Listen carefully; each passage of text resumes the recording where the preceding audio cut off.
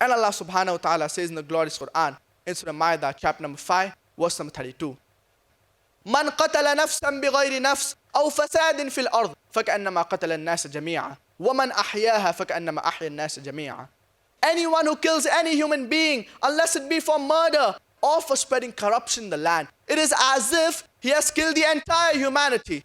And if anyone saves any human being, it is as if he has saved the entire humanity.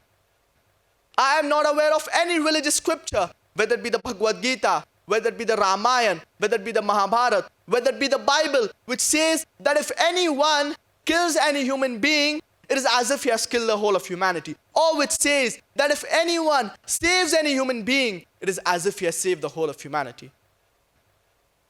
So the media, it picks up verses of the glorious Quran and quotes it out of context. And it neglects the other verses.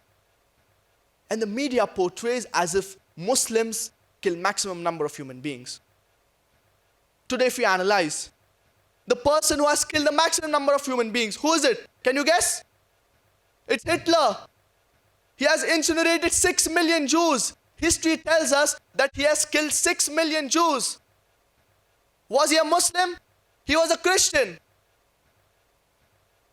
Whether it be 6 million, whether it be 600,000, or whether it be 60,000, it is dramatic enough. The media says that you go to the madrasa and they teach you how to kill. If you analyze the maximum killers in the world, most of them, they went to modern universities. But you can't blame the modern universities for that. But they blame the madrasas. They say that you go to the madrasa and they teach you how to kill.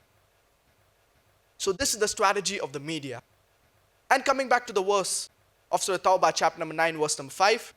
And one of the critics of Islam, by the name of Arun Shuri, he writes in his book, The World of Fatwas. And he quotes Surah Tawbah, chapter number 9, verse number 5. That wherever you find a kafir, into bracket he puts Hindu, non-Muslim, you kill them. And after quoting Surah Tawbah, chapter number 9, verse number 5, he directly jumps to Surah Tawbah, chapter number 9, verse number 7. Why? Because verse number 6 has a reply to his sickness. Any intelligent person will realize that there's something in verse number 6 that has a medicine to his sickness.